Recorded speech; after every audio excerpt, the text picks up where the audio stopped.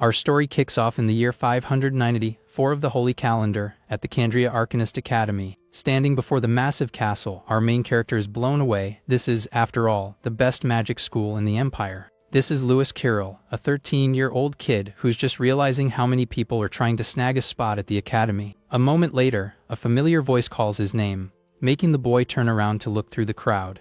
It was his parents, who come running up, complaining that he was way too fast and left them in the dust. Right away, his worried mother asks if he brought his ID and the dye for his hair. She's scared because she heard that some applicants get hunted down just because of their hair and eye color. Hearing this, the boy's father tries to calm Lucilla down, saying that magic is the only way out of their predicament. He explains that in the Northern Empire, this is the only academy where commoners can even take the entrance exam. Because of this, the Kandria Arcanist Academy has become the greatest hope for our MC's future. As one of the 10 great academies, this elite institution was founded by the royal family itself. There, the greatest arcanist masters in the Empire teach students the magical arts. On top of that, other forms of power are also mastered by the students who train on the grounds. Over the last 10 years, many guardians from non-noble backgrounds have risen to protect the Empire. Thanks to this, the academy became famous, since most of these heroes were its graduates. Lewis Carroll's father smiles, saying this is the perfect place for his son to finally learn magic.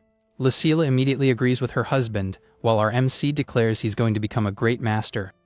With a determined look, he reveals he's going to get stronger to take the orphanage back from the church. Hearing her son say this, the woman is completely taken aback, at a total loss for words. Julian consoles his wife, who feels like a terrible mother, but he comforts her, saying she already does so much. Our MC thanks his mom, telling her he's only alive today because of her care. From there, he remembers his past life, where he dreamed of being the greatest fighter but had severe asthma. Even stuck with a respirator and in a wheelchair, he never lost his passion for martial arts. That passion bore fruit, and he became a scholar who helped revive martial arts with his thesis. But some sleazy scholar stole his work and, get this, accused him of being the real thief. Basically, the guy used his illness against him, claiming a sick person didn't deserve any glory. In the end, even his own parents abandoned him and left him to pass on, taking away his respirator. In his final moments, he wished to live longer and have a healthy body with a family that loved him. And his wish came true in the year 90 of the Holy Calendar, in the city of Mantia in the Northern Empire. Back then, someone asked Lucilla if she was really going to take in that child because of his hair. At that moment, the baby wondered where he was, since he should have been gone, while another nun worried. But Lucilla says the child is innocent and adopts him, naming him Lewis Carroll. Back in the present, our MC reflects happily, because now he has a healthy body and a family that loves him. Suddenly, an arrogant noble shows up, shoving his mother and yelling for her to get out of the way. The push sends Lucilla tumbling to the ground, and her son and husband immediately rush to help her up. The guy scoffs at Lewis Carroll's dream, saying it's impossible for a commoner to become a grandmaster. Hearing this, Lewis gets furious and glares at the noble with a look of pure rage. The noble, disgusted, says he touched a commoner and hopes his luck doesn't run out. Our MC is seeing red and gets ready to throw down with the guys. But his father grabs his arm, reminding him to focus on the exam, which is about to start. Lewis tries to resist, but his father's grip is firm, stopping him from moving forward. His mother also scolds him, asking him to hang in there since he promised not to cause any trouble. At his parents' request, he calms down, though reluctantly. With that, he apologizes to Lucilla, who comforts him with a gentle pat on the head. The nobles walk away, calling the situation a buzzkill, and go to get their numbers. Just then, the crowd parts for an important-looking kid who arrives, drawing everyone's attention. This is Kane Aranka, the heir to the powerful Ranka family, shining like a true noble. Lewis Carroll glares at the nobles who bothered him with hatred, promising they'll have to deal with him later. He then turns to his worried mother and assures her he'll be fine and will pass the test. From a distance, Kane overhears Lewis's declaration as he shouts that he will become a grandmaster. With that, he proclaims he's going to learn magic and show everyone, while the nobles mock him. He then runs, full of determination, toward the exam, because in this life, he vows to become the strongest. All of this so he can protect what is most precious to him, his new, beloved family. His parents watch him worried, because out of 20,000 applicants, only about 30 make it through. But Julian remarks that his adopted son is the most stubborn person he's ever met. And when Lewis decides to do something, he just goes for it, and their job is to support him. Our MC arrives at the exam hall and quickly notices that everyone there is older than him. Suddenly, a man descends from the sky, announcing the start of the 160th entrance exam. He introduces himself as Aronian Smith, the powerful headmaster of the academy and the exam supervisor. The crowd is stunned by the Grandmaster's presence, while Lewis thinks about the world's 6 power ranks. The power ranks are divided into apprentice, fighter, master, grandmaster, sage, and finally, saint. That means our MC realizes the headmaster is from the 3rd highest class, the world's elite. With that, Aronian points to a staircase and says the first test is to climb it. The headmaster reveals that the passes for the exam are located right behind the upperclassmen guarding the path. He explains that there are 1,000 passes in total, and only those who grab one can continue. One of the upperclassmen then warns that when the passes run out, the test will end for everyone. With a shout of "Begin!" the crowd of applicants rushes desperately toward the staircase. A few hasty guys run ahead, shouting that they'll be first and that the test is a piece of cake. At the top of the stairs, an upperclassman grins sinisterly and welcomes the examinees. From there, he unleashes a terrifying red aura and yells for them to "Welcome to heck." A wave of power distorts the air and hits the group that was running in front head on.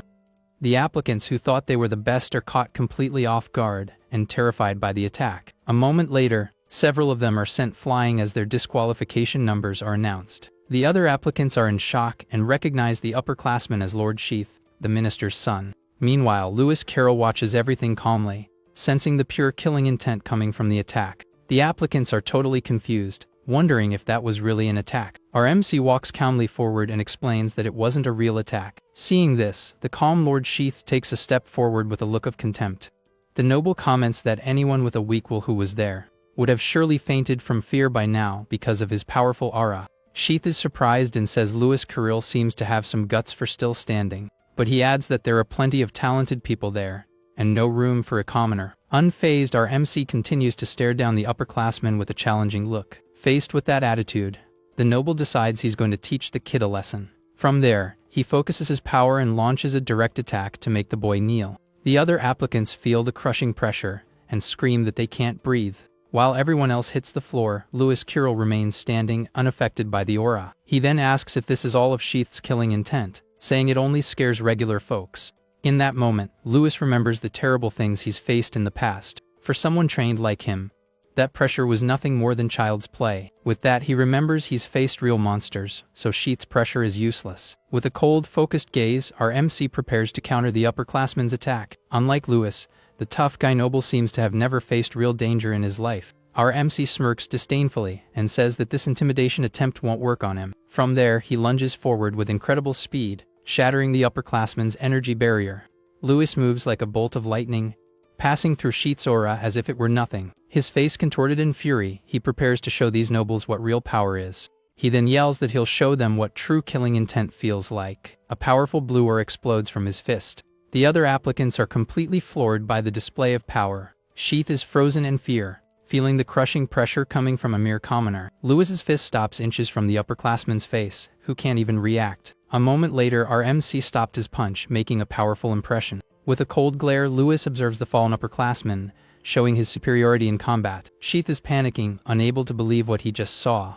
The other nobles' jaws are on the floor, as they can't believe the kid withstood that without using magic. Not caring about the commotion, our MC simply walks past the fallen upperclassman, saying he's moving on. From there, he calmly reaches the board where the passes for the next phase of the exam are kept. With that, his hand reaches for a pass, securing his spot in the next stage of the selection. Seeing this, Sheath gets up, absolutely furious, and screams in rage for being humiliated. He refuses to accept defeat and launches a powerful magic attack at the boy's back.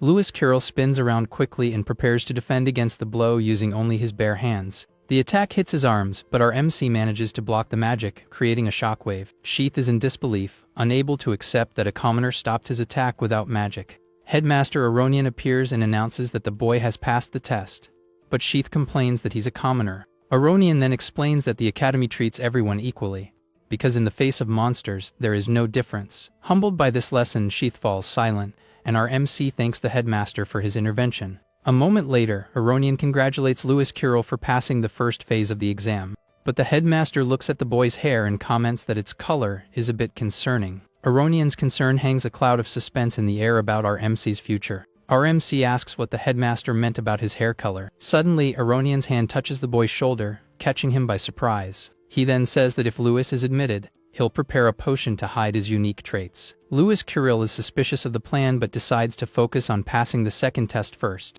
With that, he moves on to the next phase of the exam, leaving the nobles behind. Meanwhile, one of the upperclassmen watches him with a look full of rage and contempt. The guy is furious that Aronian helped a commoner and vows to never forget that name. A moment later, everyone gathers in the second arena, where the next exam is about to begin. Of the 20,000 applicants, only 1,200 remained, and almost all of them were elite nobles. Just then, the group of nobles that provoked him earlier approaches to stir up more trouble. Their leader threatens him, saying that next time, no one will show up to save him. But our MC remains with his arms crossed, not giving a single care about the noble's threat. The other guy says that if it weren't for the headmaster, he would have been kicked out a long time ago. In response, Lewis Carroll just smirks and calls the guy a complete idiot in front of everyone. The noble is shocked and absolutely enraged by the insult he just heard from the commoner. Lewis Carroll, with a mocking smile, says that the Grand Master has much better judgment than they do. This infuriates the noble, who threatens to knock our MC down with a punch right in the face. But Lewis just smirks, showing not an ounce of fear in the face of the threat. The guy's eyes glow with rage, showing he's not messing around and is about to attack. A moment later, he lunges forward with everything he's got and throws a punch straight at our hero's face. Even with the punch coming, the boy remains calm and analyzes his opponent's movement. From there, he stops the noble's punch using just 2 fingers with absurd ease. In a swift motion, our MC counters and lands a direct hit on his opponent. The noble panics because his body simply won't move at all anymore. Lewis then reveals that he used a martial arts technique to paralyze the guy's meridians. The impact of the blow sends the noble's body flying across the arena. His friends despair and shout for their companion who was so easily defeated. The boy hits the arena floor hard, kicking up dust and startling the other applicants. One of his friends is also knocked down by the force of the impact, while the other runs to help. The noble lies on the ground in a lot of pain as his friend worriedly asks if he's okay. The fallen noble complains desperately that he can't feel or move his own arm. With that, he accuses our MC of using poison and shouts that he's going to report him right now. At this point, Lewis Carroll approaches and calmly explains that it wasn't poison, but martial arts. He says he was holding back at his mother's request, but his patience has a limit. With a serious look, the boy states that only those prepared to take a hit can throw one. Suddenly, a hand grabs his wrist, stopping him from continuing the fight with the noble. It was Kane Aranka, who stops him and reminds him that they are in the middle of an important exam. The hero then asks if our MC doesn't mind being disqualified because of the fight. Lewis stares at Kane in silence, but his eyes still burn with rage over the situation. The other nobles yell for Kane not to get involved and threaten to finish Lewis right there. But Kane glares at them and tells them to back off, as they know very well who they're talking to. Faced with the hero's threat, the nobles are furious but decide to drop the fight. And so, the group's leader turns and leaves with his friends, muttering in anger. He thinks hatefully that it doesn't matter if they're commoners or nobles, they're all trash. Lewis watches the guys walk away and concludes that all nobles are the same, using their power to oppress others. With the fight over, Kane approaches and praises our MC's strength and courage. From there, the hero extends his hand and invites Lewis Carroll to form a team with him. A moment later, a few girls show up and offer to join the nobles' team. In no time, a crowd of nobles surrounds Kane, wanting a spot on his team. Other applicants comment that teaming up with the heir of the Aranka family is a guaranteed pass. But our MC just turns his head and completely ignores the guy's offer. Suddenly, a magic circle of light forms in the center of the large combat arena. Floating in the air, Headmaster Aronian congratulates everyone for passing the test of will. A moment later, he announces that the next stage will finally be a test of power. At that, glowing marks appear on each applicant's chest, leaving everyone very confused. Kane is surprised to see that his mark is of the Earth attribute, just like several others. The hero of the Aranka family is completely shocked, not understanding what's happening. Suddenly, Kane's body and the others become heavy, causing them to fall to the ground. A huge earth magic circle activates across the entire arena, trapping the applicants. Aronian then explains that they will fight under the influence of this magic for the second exam. The nobles complain about the Grand Master's earth magic, finding it unbelievable they have to fight like this. One of them points to Kane, who is walking normally in the middle of the arena, unaffected by the magic. The hero of the Aranka family struggles to stay on his feet, while the others have already fallen. Suddenly, Kane looks up, surprised by something that catches his attention in the middle of the arena. It was our MC running up the arena wall as if gravity didn't exist. The crowd is in shock to see that the boy managed to reach the stage where the headmaster was. Aronian faces Lewis Carroll and comments that he was the first to reach the stage again.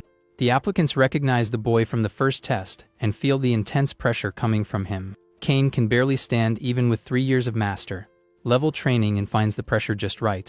Aronian then announces that only the applicants still standing can participate in the next test. A moment later, the Academy's headmaster uses his magic to create a brilliant light in the arena. An arsenal of weapons appears, and he says that anyone who wants one can choose one to use in combat. The weapons begin to spin in the air and fly toward the applicants still on their feet. With incredible agility, our MC grabs several swords at once from the air. He chooses one sword and faces two nobles who warn him that anyone who leaves the stage is disqualified. From high on the stage, Headmaster Aronian announces that the exam will finally begin. With a snap of his fingers, he gives a command for the imprisoned slimes to be released into the arena. In that instant, all the weapons the applicants were holding simply vanish into thin air. The guys are totally confused and wonder what these imprisoned slimes could be. But our MC senses something strange and quickly looks up, realizing the danger. A moment later, several blue energy spheres begin to fall from the sky at high speed. The spheres hit the arena floor and scatter, leaving the applicants very confused. Slowly, the creatures reveal themselves as slimes,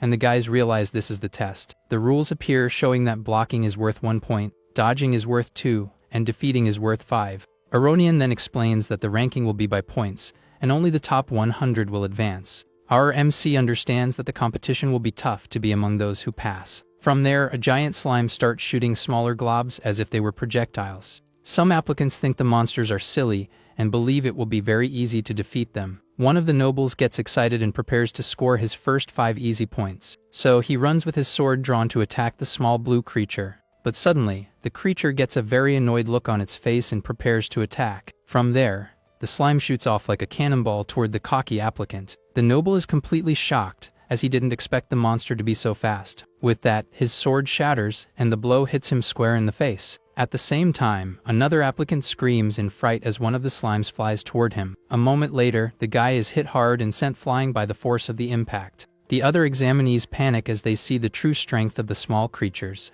One of them yells for everyone to be careful as more slimes continue to fall from the sky. As a result, several applicants are hit by the attacks and fall to the ground defenseless. The arena turns into utter chaos, with monsters attacking from all sides without stopping. While the fight rages on, the proctors jot down the scores of each participant. A woman informs Aronian that the young masters of the Aranka and Durahan families are in the exam. Because of this, she believes a new point record might be broken this year.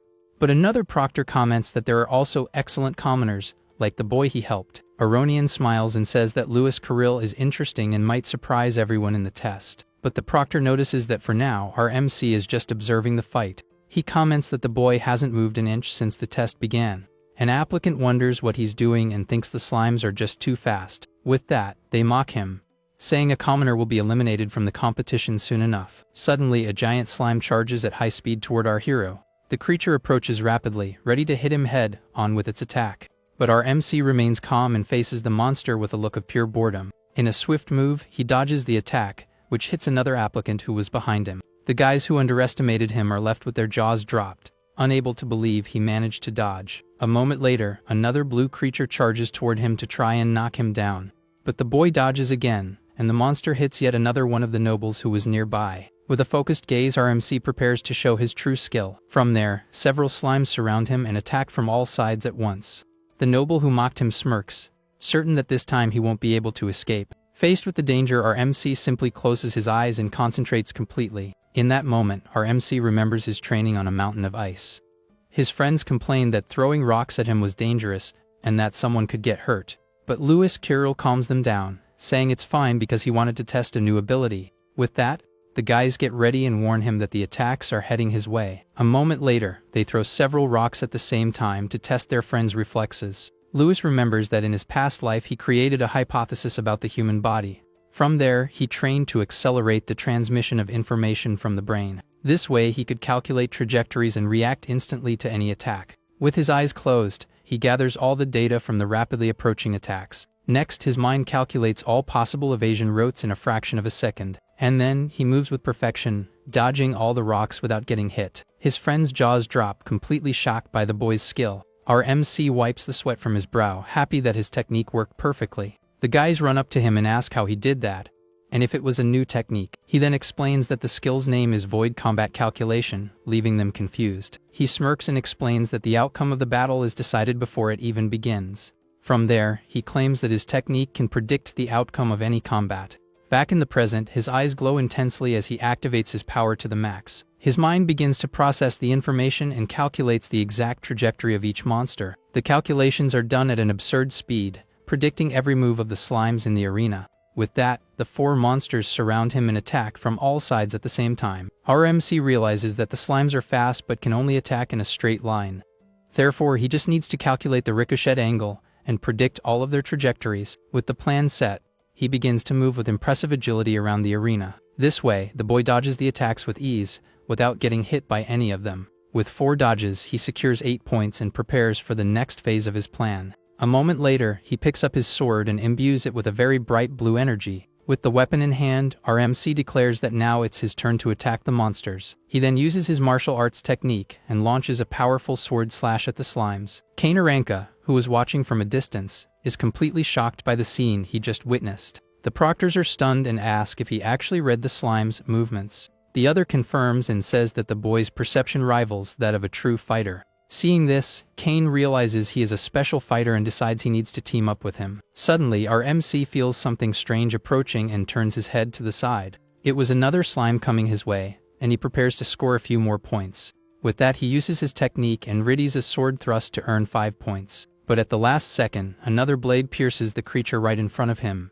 stealing his points. Louis Kirill is furious and glares at the noble, asking if he stole his kill on purpose. Kane Aranka just smirks and confirms that yes, he did steal it, without showing a hint of shame. From there, he says he didn't steal from our hero and swings his sword quickly.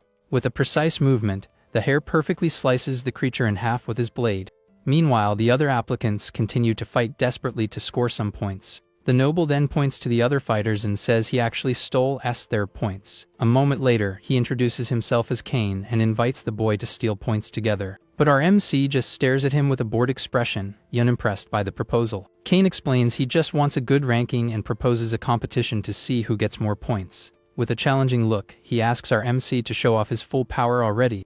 Louis Kirill smiles confidently and accepts the noble's challenge without a shred of fear. From there, he grips his sword firmly and prepares for the point competition. But the boy raises the stakes, saying the loser will have to obey the winner in everything.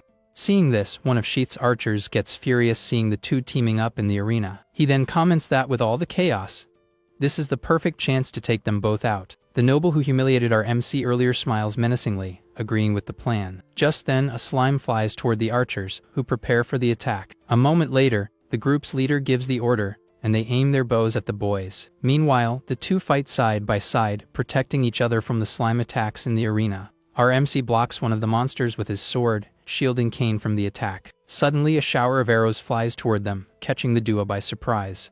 The arrows hit the ground and cause a massive explosion that kicks up a lot of dust. Kane is completely shocked because Louis protected him and took the full brunt of the attack. The noble archer smirks maliciously and celebrates, certain that he hit his target, but our MC just gives a little smirk, showing no concern about the attack. Seeing this, the archer is completely stunned, not understanding what just happened. The dust settles, revealing Louis Kirill, who caught the arrows using just his bare hands. The noble's jaws drop as they wonder how he managed to react so quickly. Kane Aranka approaches and asks if he's okay, calling the guys trash for playing dirty. The leader of the archers is enraged by the insult and orders his men to aim for the hair. From there, he uses a technique and readies a double arrow with a dark and powerful aura. With that, 2 arrows fly at high speed toward the hair of the Aranka family. Kane scoffs at the attack and uses his sword to deflect the arrows with extreme ease. But he doesn't notice that the arrow with the malicious aura was hidden right behind the other one. Suddenly, the hare senses the threat and turns around, startled by the real danger. A moment later, the sound of the attack echoes through the arena as blood flies everywhere. Kane is shocked because our MC jumped in front and stopped the arrow with his hand. Kane looks at the boy's injured hand, but Louis says that he is their real target. The proctors comment that the attack was malicious, and one suggests disqualifying the archers. But Aronian says there's no need, as they'll lose anyway, and orders them to prepare healing potions. Back in the arena, our MC turns and confirms if the noble's name is really Kane. With a grin, Louis Carroll grips his sword like a baseball bat and asks if he's ever heard of a little game called baseball. A moment later, one of the slimes flies toward them, and the boy gets ready to bat the creature away. From there, his mind calculates all the physics behind the swing to make the attack perfect. His eyes glow with blue energy as he focuses all his strength on the decisive blow. And so, he bats the creature with his sword using the baseball technique he created himself. The blue monster is launched with full force, looking like a real, powerful cannonball. The projectile flies straight toward the group of archers, who are terrified by what they see. With that, the slime hits the group's leader head on with completely overwhelming force. The impact is so strong that the noble is sent flying across the entire combat arena. Lying on the ground, number 438 is officially disqualified from the exam. Our MC celebrates that one's down, while Kane finds the commoner's game pretty interesting. The other archers are desperate and furious, shouting for their defeated friend. One of the archers gets distracted and wonders where our MC went in the middle of the arena. Suddenly, Lewis Carroll appears in the air and uses another slime to attack the guy from above by surprise. He then yells that this is the second one and hits the creature with his sword, sending it to the ground. Because of this, the blue monster smashes right into the face of the second archer in the group of nobles. The impact sends the guy flying backward with a hilarious look of pure desperation. A moment later, number 1439 is disqualified, and the last noble panics. Our MC appears behind the last guy and warns him that now it's just him left to settle the score. The noble then threatens him, saying the upperclassman won't let a simple commoner get this far. Just then, Kane sneaks up and simply sticks his foot out in front of the archer to trip him. The hero mocks him, telling him to be more careful as the guy falls flat on his face. With the fight resolved, Kane thanks our hero and worriedly asks if his hand is okay. Lewis Carroll shakes his hand and says everything's fine, adding that he's pretty decent for a noble. Kane replies not to lump him in with the others and reveals he's from the Great Aranka family. The Great Families are powerful clans that have produced many grandmasters and sages for generations. As they fight side by side, our MC reflects that there are all kinds of nobles in the world. From a distance, other nobles are furious that a commoner is meddling in their competition. Because of this, they team up and shout that they won't let the duo score any more points. Faced with the threat, our MC and Kane look at each other with serious, determined expressions. A moment later, a horde of nobles rushes toward them, yelling that commoners should disappear. At the same time, other applicants realize Kane is the target and decide to help the hare. With that, a massive brawl breaks out, with Kane's supporters charging at the other nobles. The arena descends into total chaos, and our MC warns Kane to watch out for the attacks. From afar, a girl and a small mage watch the commotion, finding it all very interesting. At that point, the girl named Miliana rushes into the fray to make the nobles regret their actions. Our MC realizes he's become the target of many people and that this will complicate things. Suddenly, several slimes appear out of nowhere, and he has to dodge the creature's attacks. Meanwhile, the small mage takes advantage of the chaos and trips one of the nobles. A moment later, Miliana uses her weapon and launches a powerful blow that sends several guys flying. At the same time, a red-haired guy with a giant hammer smashes his opponents with a single swing. With a grin on his face, the guy laughs and says the brawl is awesome and a lot of fun. The red-haired guy comments that punching people is way more fun than it looks. With that, he adds that it's much better than just hitting slimes. From there, the guy spins his hammer with all his might, preparing an area of effect attack. With a battle cry, he warns everyone to get out of his way. His spinning attack hits several applicants and sends them flying with great force. A moment later, he stops his attack and observes the enormous damage he caused in the arena. The ground is littered with fallen nobles after the powerful blow from the giant hammer. One of the proctors asks Aronian if they shouldn't stop the massive brawl, but another proctor is worried that all the nobles might end up disqualified. The headmaster says the place has its own rules and that public opinion doesn't matter. Suddenly, a huge pillar of light erupts in the middle of the arena, grabbing everyone's attention. Floating in the air, Aronian declares that the second exam has finally come to an end. He then announces that the results and the scores of those who passed will be announced later. The earth magic fades and several applicants collapse to the ground, completely exhausted from the test. The injured are instructed to drink healing potions to recover their energy and heal themselves. Our MC holds the healing potion, impressed by the mysterious power it emanates. He thinks that even the most basic potion costs 3 silver coins, which is way too expensive for him. Kane approaches and tells him to relax, saying he won't make fun of him even if he wins their bet. A moment later, Aronian announces that the results of the second exam will finally be revealed to everyone. A huge magic scroll appears in the air, and Kane asks what our hero's ranking was. The nobles mock him because the commoner's name isn't on the list, which only shows up to 6th place. The voice explains that the top 5 broke records and announces Miliana Royce in 5th place. Next, 4th place is revealed to be Kane Aranka, who has a very serious look on his face. The 3rd place winner is Faye Durahan, who smiles confidently at all the other applicants. Our MC gets tense, wondering if he was disqualified for attacking the nobles. But to everyone's surprise, 2nd place goes to Lewis Carroll with 887 points.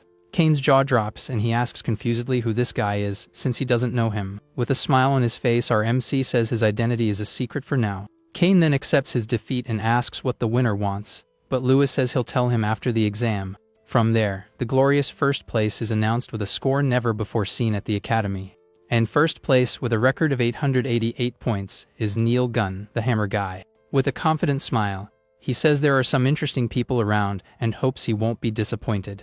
The other nobles are shocked that 2 commoners took first and second, surpassing the Durahan family. The small mage notices that Faye's hand is trembling with either rage or perhaps pure excitement.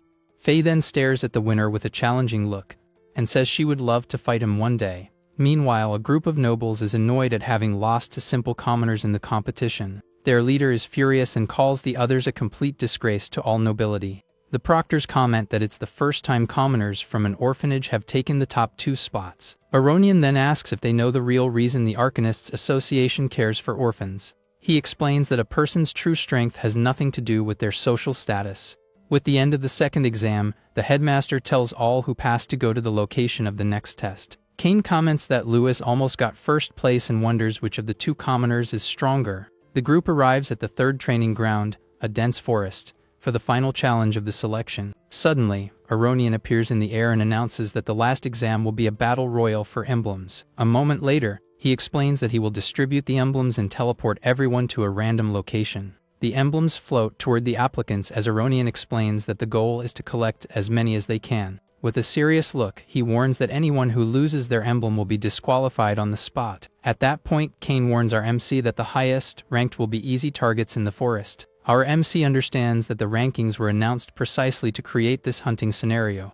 The headmaster then smiles and tells everyone to demonstrate their skills and survive until the end. Teleported into the forest, Lewis is determined, as his admission is just 1 step away. A moment later, a voice calls him a commoner, making our hero look back in surprise. It was a brute with an axe who accuses him of humiliating all the nobles during the exam. Unfazed, our MC stares the guy down with a cold look, showing no fear. The nobles surround the boy and mock him, saying Kane isn't around to protect him anymore. With that, our hero looks around and realizes he's fallen into a very well-planned ambush. To make matters worse, an archer aims a crossbow at him from the top of a hill. Our MC then understands that his location was leaked by the teleportation team. Tired of talking, the brute charges with his axe to finish the boy off once and for all. The guy swings his axe powerfully, but Lewis Kirill dodges with incredible agility. 2 other nobles with spears attack our MC from behind, yelling that he won't escape. But Lewis Kirill leaps over the spears, dodging the attack with great ease. Suddenly, a green magic arrow whizzes past him, catching the boy by surprise. With a quick movement, he twists in the air and manages to block the arrow with his sword. He then lands on the ground and wonders what that magic attack that came out of nowhere was.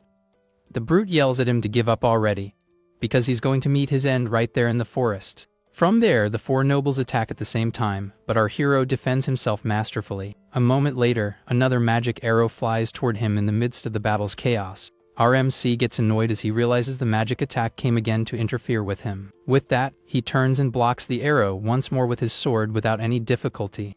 One of the guys mocks him and reveals that the arrow was actually wind magic from his spear. He then charges forward and launches a direct attack with his spear to hit the boy. But our MC dodges again, and the noble gets furious that he can't land a hit. The boy is frustrated because his technique can't calculate the trajectory of magic attacks. So, he takes a deep breath and thinks of a new plan to deal with the situation. From there, he decides to use the sen-no-sen technique to counter attack even before the enemy. With this in mind, he prepares to use his opponent's own power against them.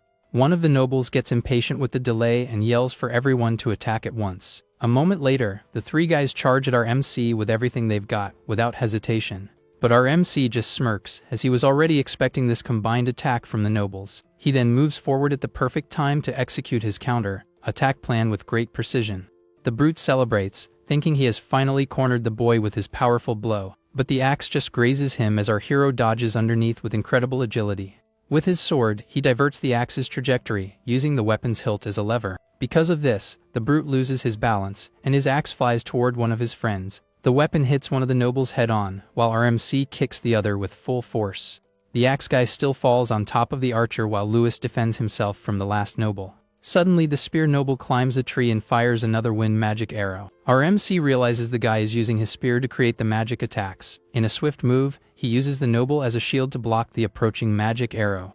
With the noble as a shield, the attack hits him square on, and he picks up the spear that fell to the ground. From there, our MC grips the weapon firmly and aims at the noble in the tree. With all his strength, he spins and throws the spear as if it were a real missile. The spear flies with full force and hits the tree dead, on knocking the noble down with the impact. Suddenly, a blue energy freezes the ground and pulls all the emblems toward him. With that, the emblems of the fallen nobles fly directly into our hero's hands. Our MC then grabs the emblems and holds them firmly in his hand. With a victorious smile, he announces that he'll be taking all the emblems from that group. The group's leader gets up, furious, and tells the archer to use magic at full power. Suddenly, a voice asks if he was talking to him, and we see that it was Cain Aranka. The archer who was in the tree falls hard to the ground, completely knocked out by the blow. Sitting on a branch, Cain mocks the noble and says he can't use his magic anymore. The group's leader panics, not believing that Cain managed to escape the trap. Cain then reveals that he made the guys spill the plan, and that they underestimated the Aranka family. With the plan ruined, the noble flips out in anger and vows to finish them both right there. But suddenly, a crossbow bolt hits the noble dead on, taking him down for good. Cain lands next to Lewis, who complains about the noise, but is relieved that he's okay. The heer says they were weak, and our MC offers him the emblems he collected. Cain offers to help with future ambushes, but Lewis declines, saying he'll handle it. Suddenly, Faye Durahan appears, applauding and praising our hero's attitude. With a challenging look, the girl approaches and demands that one of them fight her. Our MC recognizes her as Faye, the powerful daughter of a grandmaster. Lewis then asks if she's friends with Cain, but the heer denies the accusation, annoyed. He confesses that he's fought her before but lost because he let his guard down, and our hero teases him. Cain suggests ignoring her since she's already an apprentice-level mage, and it's better to collect emblems. Hearing this, Faye calls him a coward for wanting to run, and this irritates our MC. With a smile, he accepts the fight, as he was curious to see how an elite noble fights. The girl gets excited and says she'll fight without magic to make the battle fairer. A moment later, she uses her sacred spear and launches a powerful attack toward them. Faced with danger, Lewis Carrill's eyes glow with an intense blue light as he prepares. In a swift move, our MC blocks the spear's attack with his sword. Seeing this, Faye Durahan is surprised and compliments his skill, as the boy is very good. Lewis Carrill then grips her spear firmly and looks at her with a confident expression. From there, the noble tries to pull her weapon back, but he holds it with great force. In a quick motion, he uses her spear to unbalance her in the middle of combat. But Faye regains her balance and charges forward, yelling for them to continue the battle. A moment later, she leaps into the air and prepares another attack with her powerful sacred spear. Her blow hits the ground with full force, causing a massive explosion that kicks up a lot of dust. From a distance, the proctors watch the fight, impressed by the elite noble's power. One of them comments that her speed and power are perfect, as expected from a genius. But the other doubts that our MC will last long, as a commoner has no chance. Just then, Aronian appears, and one of the guys asks who he thinks will win the fight. The headmaster admits he likes the boy but states that he cannot defeat Faye. With a thoughtful look, he explains that the battle is a clash of bodies and also of wills. The dust settles, revealing that our MC withstood the brunt of the attack without any problems. Back in the fight, Faye charges with all her might and uses her sacred spear to attack our hero. From there, she unleashes a sequence of rapid strikes that the boy blocks with his sword.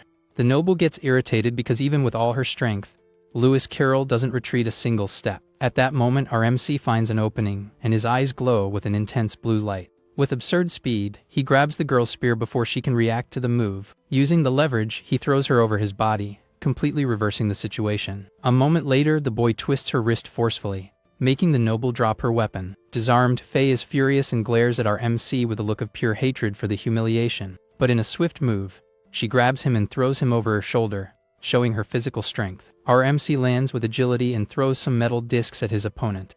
The girl is impressed and says that not even the Herr Cain managed to dodge all the blows.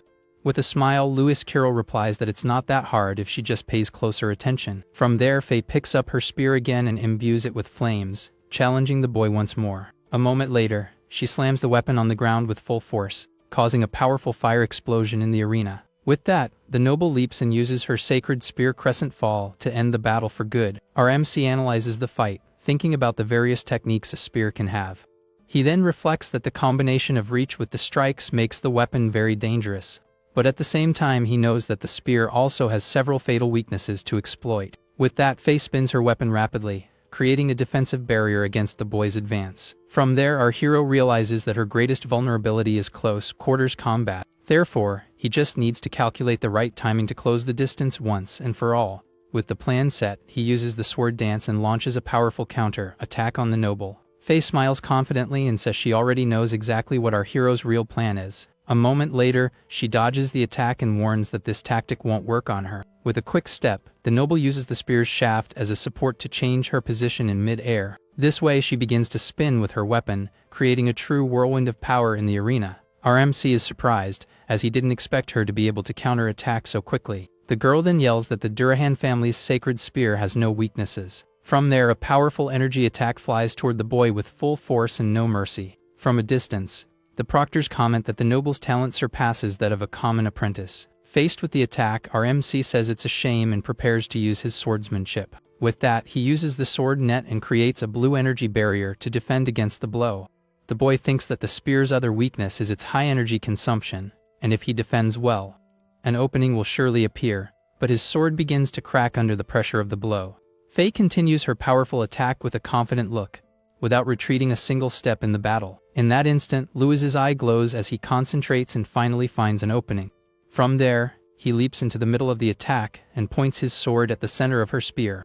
But with the impact, the tip of his sword simply shatters in the middle of the sword fight. A moment later, the broken piece of the blade falls hard onto the dense forest floor. Our MC is surprised as he didn't expect his weapon to break so easily. Seeing this, Faye observes him with a serious look, but also a little impressed by the fight. The girl then compliments the boy and asks if he was going to counter-attack if the sword hadn't broken. Louis confirms and laments that his luck seems to be terrible at such an important moment for him. Faye then accuses him of holding back, but he says it's a habit to observe before fighting seriously. With a confident smile, our MC warns that now he's going to fight with everything he's really got. Faye then comments that his weapon is already completely broken and no longer useful for fighting. In a swift move, our MC discards what's left of his sword without a care. From there, he gets into a fighting stance and reveals that he's actually much better with his fists. At this, the two face each other in silence, waiting for the perfect moment to attack their opponent. Suddenly, the noble finds an opening and prepares to launch her most powerful attack. With that, she stumps hard on the ground and uses all her momentum to charge forward with her sacred spear. A moment later, the girl spins her body and launches a spinning attack with absurd force. But our MC remains still, preparing to take the blow head-on without retreating. Kane screams desperately, warning him that he'll get hurt if he takes that blow head-on. Unfazed, Louis Carroll joins his hands and creates a powerful, shining blue energy sphere. From there, he shapes the energy and creates a spiral to mimic the movement of the noble's sphere. This way, the boy charges forward and clashes his energy technique against Faye's powerful attack. With a battle cry, he uses all his strength to stop the girl's spinning blow. Kane and Faye are completely shocked, unable to believe what they are seeing right in front of them. Impossible because our MC managed to stop the sacred spear using only his bare hands. From a distance, Headmaster Aronian and the other proctors are left with their jaws dropped at what they just saw. But Faye Durahan yells that the battle isn't over yet and prepares for a new powerful attack. With that, she kicks the ground and throws her sacred spear toward our MC. The noble then yells that if a single point of attack doesn't work, she'll try something else. From there, she lands on the ground and faces Louis Carroll with a look of pure determination. Our MC just watches the noble prepare for her next move. Suddenly, several images of Faye appear and surround the boy from all sides at once. A moment later, all the girls' copies charge forward with their spears glowing with flames. The combined attack of the images flies toward our hero to finish him off for good. But our MC just smirks, showing not a hint of fear of the attack. Mockingly he asks so what, and several energy arms emerge around him. From there, his energy arms move and grab all the spears approaching him. This way he stops the attack of all the copies at the same time, generating a shockwave. Faye Durahan is completely shocked, unable to believe he managed to stop her attack. Aronian then realizes that he is stopping the spear's rotation with a very special technique. Aronian smiles and says he's never seen this technique before and that our MC always surprises him. With a furious shout, Louis Carroll uses all his strength and pushes Faye's spear away. At that, the impact throws the noble backward while our hero prepares his counter-attack. But Faye manages to stop by digging the tip of her spear into the ground to avoid being thrown away. With rage in her eyes, she glares at the boy, unable to believe her technique was stopped again. Faye then holds the broken tip of her spear and asks what kind of weird technique that was. Our MC explains that it's a martial art to nullify the rotational force of her weapon. The girl is completely confused, not understanding anything he just said about the fight. With no time to explain, he charges forward with everything he's got to end the battle once and for all. The noble is caught by surprise by our MC's sudden advance toward her. With incredible speed, he runs toward her to close the distance between them. His feet move with agility, showing that he has perfectly mastered martial arts. From there, he dodges one of her blows, leaving an afterimage behind to confuse her a bit. Faye's attack hits empty space while our hero is already positioned right behind her. Using his speed, he creates several afterimages to leave the noble completely disoriented in combat. Kane is confused and wonders if what he's seeing is an optical illusion, as he doesn't understand the movement. His movements resemble those of a butterfly, and he dodges attacks with surreal lightness. Faye gets furious because he's right in front of her, but she can't land a single hit. It was the butterfly step, a technique from a legendary boxer who moved his feet incredibly fast. Because of this light and hard to catch rhythm, his footwork was perfect for the situation. This technique was perfect for the situation, and he prepares to finally attack the noble. From there, he lands a direct hit right in the center of the noble's chest with all his strength. The blow hits her head on and sends her flying with the force of the impact, which kicks up dust. Kane's jaw drops, unable to believe he managed to throw Faye away like that. Headmaster Aronian watches the scene with a serious look, as he didn't expect that outcome. The proctors comment that few can defeat Faye without using magic and wonder if the boy is perhaps a true genius in close quarters combat because of his skills. But Faye gets up and says it's not over yet because she's from the Durahan family and won't give up. Our MC stares at her with a serious look, realizing she still has the strength to fight. Being from a great family, she prepares to use all her power and continue the battle. With a red aura, Faye yells that she will not lose the battle so easily, no matter what. Our MC is surprised because she abandoned her spear to use martial arts. From there, the noble charges forward with everything she's got and yells for him to prepare for her attack. Seeing the girls advance, Louis Kirill prepares to use the famous Wing Chun technique. He then uses the Paxal move to intercept her blow with a shining blue energy. But Faye shouts the name of her technique and uses her smashing fist with all her might. The two clash with full force, and the impact of the blow generates a huge wave of power in the forest. Our MC analyzes the impact and says her power is very similar to the 1-inch punch. He compliments her technique, and Faye explains that the Durahan family doesn't just fight with spears. From there, the noble uses the third strike of her smashing fist and unleashes a flurry of punches. With a confident smile, our MC accepts the challenge and prepares to use the art of boxing. This way, the two exchange a sequence of rapid blows in a battle of pure skill. His eyes shine with excitement because fighting a strong opponent was his life's dream. Completely immersed in the fight, his heart pounds with more and more power with each passing second. His eyes glow with an intense red light, showing his immense thirst for battle. With a terrifying smile and a demonic aura, our MC yells that they're gonna have more fun. Faced with that, Faye is confused and wonders what that strange energy he just released is. A demonic red aura appears behind him with a terrifying and very powerful appearance. The noble is completely paralyzed with fear, and her body simply can't move anymore. With that, our MC stumps on her face, pinning her to the ground with great ease.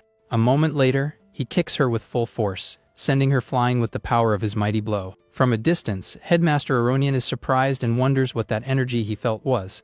The noble flies through the forest and hits the ground hard after being struck by the boy's kick. The impact even makes her hit a tree, and she falls to the ground completely defeated and powerless. Kane and another noble watch the scene from afar, completely shocked by the battle's outcome. The noble is furious, unable to believe that a simple commoner managed to corner the powerful Faye. Suddenly, one of the nobles watching the fight starts to feel a very strong headache. From there, the guy throws up, and his friend worriedly asks what's happening to him. Brian replies that he doesn't know but feels very sick and starts trembling with fear of something. At that moment, he feels the same sensation and realizes the cause is our MC's aura. The noble is livid because the plan failed, and he never thought the commoner would be this strong. Meanwhile, Brian, who's already all beaten up, thinks that if the legend is true, they can't let our MC live no matter what, as the boy advances with his aura. Faye, fallen on the ground, is shocked by the crushing pressure coming from the boy in front of her. From there, Lewis Carroll charges with absurd speed toward the fallen noble. With that, he lands a powerful punch right in the middle of her face, and she screams in pain from the impact. The blow sends her flying, making the girl tumble across the ground again. With a furious shout, our MC unleashes all his power at once. A huge blast of red energy crashes down on the completely defenseless noble. Faye realizes that his power and speed are on another level and that there's no way to win.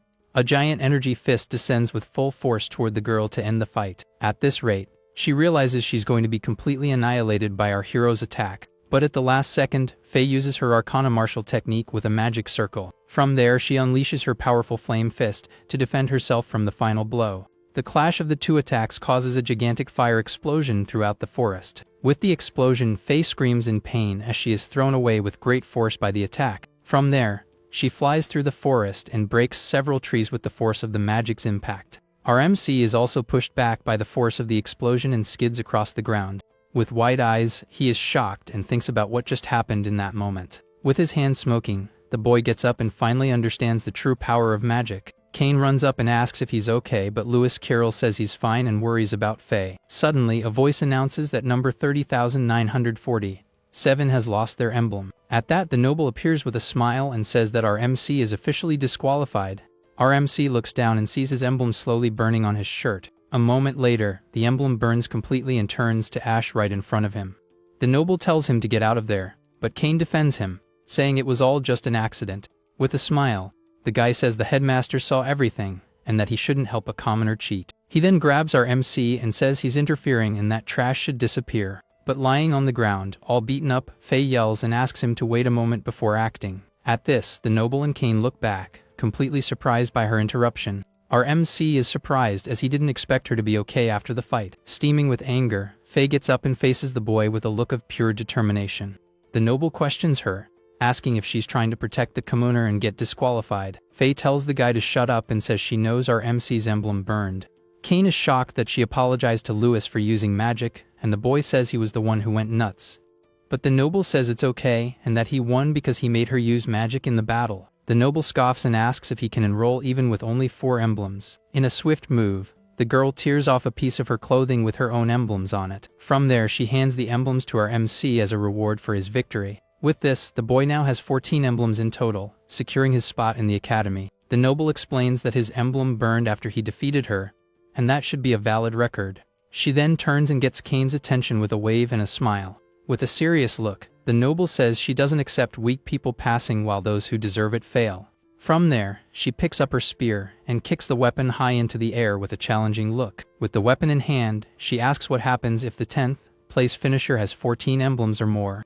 Kane smiles and says it's a coincidence because he was thinking the same thing as the noble. From there, the two run off, and Faye says she needs to collect more emblems to pass the exam. Our MC watches them go as one of the proctors approaches him from behind. A moment later, the man informs him that he has been disqualified and will be escorted off the premises. As the boy is led away, the noble glares at him, thinking that this isn't really over yet. The guys comment that if he defeats Faye and others, he'll surely pass, and one of them gets ticked off. With a malicious smile, the group's leader thinks it wouldn't be strange if an applicant ended up gone. At that, Brian encourages Sheath to do the job and hopes our hero isn't a weakling. At the same time, the strange sensation he caused makes everyone wonder about his identity. The proctor says that martial arts are strong, but alone, they can't match the power of magic. Standing before the academy, Lewis Carroll dreams of learning to fuse magic with his martial arts. By nightfall, he realizes his clothes are torn and worries about what he'll tell his mom. He then reflects that if he tells the truth, she'll get worried and ask him a lot of questions. Suddenly, a hooded man appears behind him and prepares to attack him by surprise. A moment later, the assassin swings his blade with all his might to strike the boy down. But our MC dodges with ease, and the guy's weapon goes flying with the movement. With glowing eyes, the assassin is shocked and asks how he noticed his presence. Lewis Carroll explains that the smell of blood is something he simply can't hide. A moment later, 2 other guys appear, and the leader scoffs at our MC's calmness. Surrounded by the assassins, he realizes the guys are skilled, and he needs to fight with everything he's got. He then notices a 4th guy in a tree and senses that he is, by far, the most dangerous of the group. One of the assassins takes advantage of the distraction and charges with a very powerful spinning kick. The guy yells that if he looks away, his head will go flying from the force of the blow. Faced with the danger, Lewis Carroll's eye glows with an intense blue light as he prepares. With incredible speed, he dodges the blow and even catches the assassin's weapon in mid-air. From there, he imbues the blade with his energy and prepares for a precise counter-attack. In a swift move, our MC uses the weapon to slam the guy to the ground. A moment later, he dodges a kick from another assassin who tried to catch him by surprise. Without wasting time, the boy throws the weapon, sending it spinning toward the other enemies in the forest. Seeing this, the group's leader confirms that the intel was right about his skills. Our MC is confused and wonders what kind of information they had on him. The leader admits his fighting rivals that of an apprentice, but challenges him to fight against magic. From there, the 3 assassins fire their crossbows, launching magic arrows at him. Our MC is surprised but manages to block the magic attacks using his own arms. He then recognizes the wind arrows and gets ticked off, as he already had to deal with them in the forest. Faced with this, the boy decides to use his breathing technique to turn the tables on the assassins. With that, he uses the ki in his body to increase his physical strength and unlock his latent abilities. His eyes glow with blue energy as he explosively increases his power and speed. The leader scoffs and calls his fighting useless as the guys fire more magic arrows. But our MC dodges the arrows that cross in mid-air with impressive speed. One of the guys is shocked by his speed and wonders where the boy went in the middle of the fight. A moment later, our hero appears in the air and shatters one of their crossbows with a powerful stomp. The group's leader is completely shocked, unable to believe the speed of his counter-attack. From there, he lands a powerful kick right to the leader's head, who screams in pain from the blow. Even with the other guys firing non-stop, he lands on the ground and continues the battle against them. With that, the leader of the assassins furiously yells for his men to stop our MC. At that point, one of the guys jumps into the air and launches a powerful kick to try and hit the boy. But our MC defends against the blow with his arm, creating a shockwave from the impact. The force of the blow pushes him back, and he is surprised by the assassin's strength. A moment later, he skids across the ground and realizes the guy in front of him is no ordinary opponent. With a serious look, our MC prepares for the fight, because the guy is really strong. The mysterious assassin then lands on the ground and faces the boy with an air of superiority. At that, the other guys surround him and prepare more magic arrows to attack him again. Surrounded on all sides, he is forced to defend against attacks coming from all directions. Several magic arrows hit him at the same time, showing the difficulty of the situation. With the barrage of attacks, our MC finally falls to the ground, seemingly defeated. One of the guys with an axe approaches and comments that he finally went down and that shooting at him was tiring. He then wonders if the boy is really a commoner, as he gave more trouble than a regular apprentice. But suddenly our hero's eye glows with an intense blue light, staring at the assassin. In a swift move, he grabs the axe blade with his hand, stopping the final blow. The assassin screams in pain as our hero's hand squeezes the axe with absurd force. From there, Lewis Carroll uses the guy's momentum to drive the blade into his neck. With the move, he spins and throws the assassin's body into the other guys, knocking them down. The mysterious assassin is startled and wonders if the boy was just playing possum. Our MC then gets up and looks at the body of the henchman he just defeated. Seeing the scene, the mysterious assassin claps and praises the young boy's skill. Lewis Carroll asks if he doesn't care, but the guy says he doesn't give a flip about what happens to trash. Enraged, our MC hurls the axe with all his might at the masked assassin, but the guy is very clever and moves quickly, creating several afterimages to confuse our hero. He then prepares a purple energy attack and says that if it weren't for a certain person's orders, he would definitely want to make our MC his great and powerful disciple. A moment later, his powerful blow hits Lewis Carroll square in the shoulder with full force. The impact of the attack is so strong that it creates a huge crater in the dense forest floor. With that, our hero is sent flying, screaming in pain and bleeding heavily from the wound.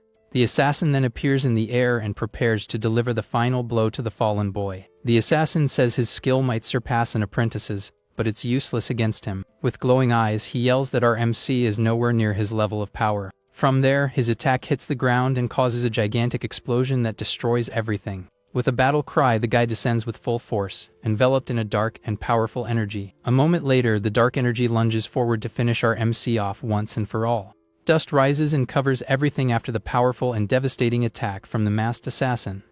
The assassin then stares at the crater and is surprised by what he sees in the middle of the attack's smoke. It was our MC who was still alive, and the guy wonders how he managed to survive. With his body glowing, the boy gets up and yells that he will not perish in that place. But the assassin scoffs and warns that it's too late, as our hero's life ends right there. He then says that not even a goddess can save him, and prepares his most powerful attack of all. Facing his end, Lewis Carroll screams and uses his arcana martial technique, the Celestial Hammer. The purple attack descends with full force to crush our hero, who is down in the crater. With his face full of rage, he yells that he cannot perish in that place again. From there, he remembers that he wants to master magic to protect his precious and beloved family. With his eye glowing red, he decides he will change his fate no matter the cost. From there, he unleashes a red aura and yells that he will survive, no matter what. His red energy then clashes with the assassin's purple hammer in a massive impact. The assassin is completely shocked, as he did not expect that counter-attack from the boy. A moment later, a golden explosion of light destroys the forest with absurd force. The fiery explosion rises to the heavens and illuminates the entire night with its intense, strong glow.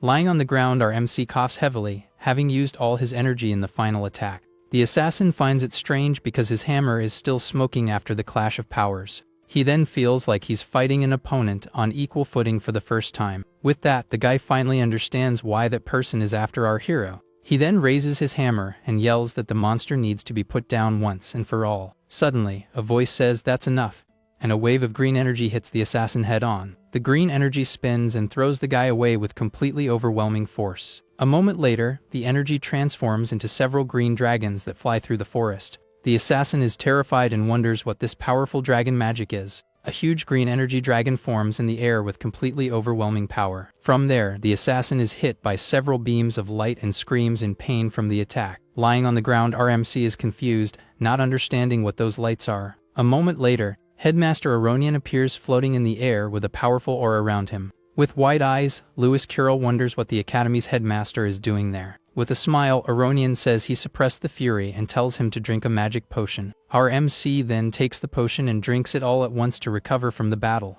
Meanwhile, the assassin is slammed to the ground by the force of the headmaster's magic. With a furious look, Aronian asks who gave the order to attack one of his examinees. Lying on the ground, the guy calls him Grandmaster and tells him not to protect that monster. At this, the headmaster glares at him with a dark and completely terrifying look. But the assassin smirks and says that this is just the beginning of a much larger plan. From there, the guy's body simply explodes, sending his remains flying everywhere. Aronian wonders if it was a self-destruct and if the Assassin's Guild was involved. As our hero gets up, he is impressed as that was an advanced healing potion. The potion is so strong that even his broken bones heal instantly, getting him back on his feet. Our MC then faces Aronian and asks if he wasn't just passing by chance. With a serious look, he questions why the headmaster always shows up to save him at the worst moments. Aronian replies that they will discuss the matter at his house, leaving the boy completely surprised. Suddenly, Lewis Carroll panics as he remembers that his mother must be very worried about him being late. Because of this,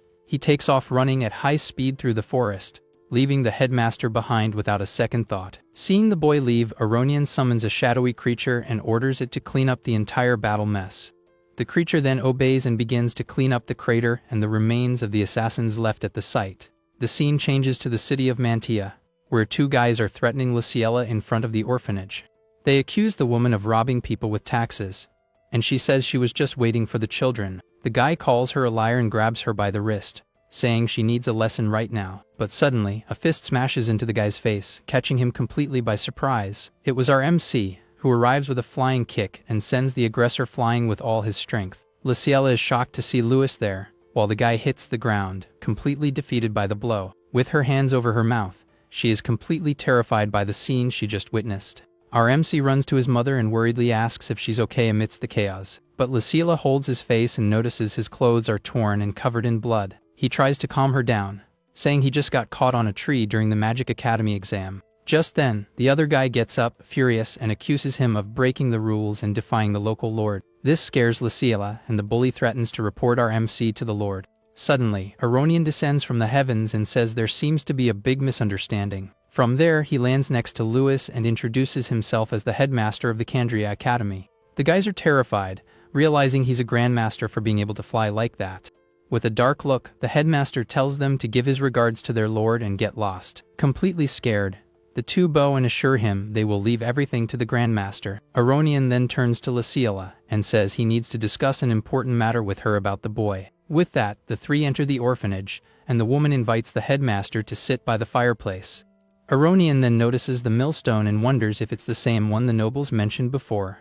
Looking closer, he realizes the stone's mechanism is everywhere in the house. At that, our MC fiddles with a panel on the wall, revealing it to be part of the same mechanism. Luciella serves some fruit and explains that our MC invented all of it to make their lives easier. From there, she asks if he caused any trouble, but Aronian says the boy's results were incredible. The headmaster then reflects that he had only seen such talent in the ancient scripture of Gaia. At that, he remembers when humanity was ruled by monsters and a genius emerged to fight. Guided by the goddess, the boy created arcana martial arts, and along with his friends, fought against the monsters. With that, they won the war, and the day became known as Liberation Day, starting the new calendar. In the scripture of Gaia, the name of that great warrior was known to all as the first hero. Luciella calls him a savior, but our MC says that in popular legends, this hero doesn't exist. Aronian then explains that in the legends, the hero appears in a very different way from the original. A moment later, he reveals that the hero had black hair and black eyes, leaving the two shocked by the revelation. With a serious look, the headmaster says this is a huge secret known only to humanity's elite. He then tells them that the hero saved everyone, but a madness grew within his heart. Because of this, sometimes he couldn't distinguish allies from enemies and would end up attacking everyone. Therefore, his existence was completely erased from history so that no one would know the truth. Aronian finishes by saying that this inner madness was like a curse that slowly consumed him. Our MC stares at his hand and wonders if the inner madness came from that time he went berserk in the fight. Aronian then explains that's why in every country, when they find someone with black hair and eyes, they eliminate them. From there, he touches the boy's head and asks if he thought he could fool everyone with dye. Lucilla panics and confesses that she was the one who told him to dye his hair, fearing something bad would happen.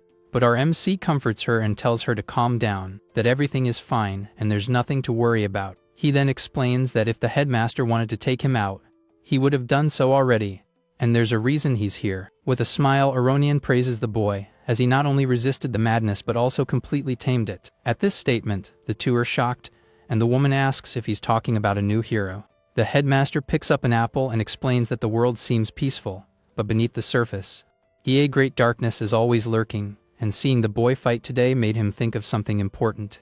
With the fruit in his hand, he says the legends are absurd and that the world needs a new true protector. Because of this, he wants to guide our MC in the right direction for the future of all humanity. A moment later, the Academy's headmaster throws the apple forcefully at our MC.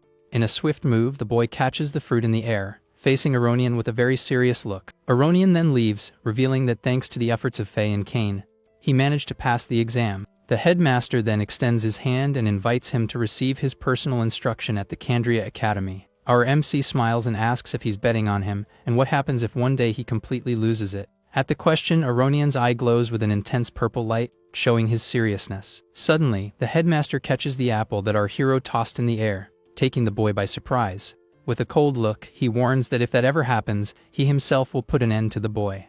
The next day, a friend from the orphanage is shocked to hear about the invitation. But Lewis says it wasn't just because of that. Our MC then scratches his head, worried about the Academy's costs like tuition and uniforms. From there, he reflects on his connection to the legendary hero and the so-called inner madness he possesses. At that, he remembers when Aronian revealed he knew about the hair dye he used, and also the promise to take him out if he lost control, making him doubt his trust. Lewis then asks why he let his mother hear everything, and the headmaster says she would be a burden. At this, our MC gets furious and yells at Aronian that his mother is not a burden. The headmaster explains that when his identity is exposed, his family will be in danger, and she needs to know. A moment later, Aronian flies off and warns him to get stronger, because the real tests have only just begun. Our MC then faces the Academy and agrees that he needs to get stronger for what's coming. Suddenly, the orphanage children run toward him, happily shouting our MC's name.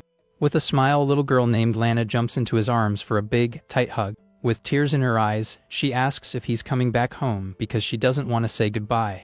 Our MC then comforts her and promises he'll be back for the holidays, as this is his real home. From there, the two make a pinky promise to seal the deal so she won't be sad anymore. Just then, one of the boys announces that a noble's butler is looking for him at the orphanage. A moment later, a man in a fancy suit approaches and asks if he is indeed Louis Kirill. He introduces himself as the butler of the Aranka family, and hands the boy an invitation from the young Master Kane. Our MC reads the letter and finds out that Kane wants to deepen their friendship before school starts. With that, he accepts the invitation, and the butler guides him to the luxurious carriage waiting for him. The carriage then travels through the large and prosperous city of Harzan in the Candria Empire. He learns that the Aranka family is very important, and that the entire city prospered because of them. Standing before the enormous mansion, our MC's jaw drops, as he's never seen anything so big in his life. Suddenly, Kane runs toward him and greets him with a very cheerful smile on his face.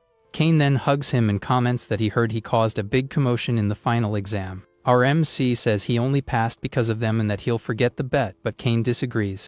The noble comments that they couldn't fight in the exam, so he wants the boy to be his opponent before classes start. Louis Kirill smiles, realizing the heir wants to learn more about the academy and magic with him. Suddenly, a mysterious voice asks about all the commotion, catching both of their attention.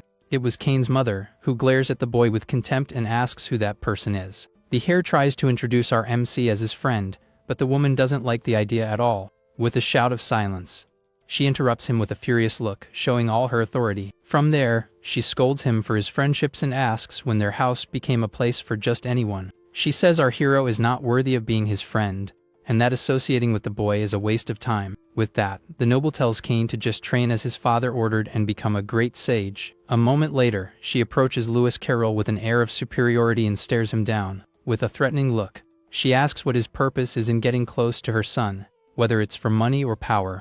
The noble then offers a gold ring and says that with it, he can live his whole life if he just leaves, without a care in the world.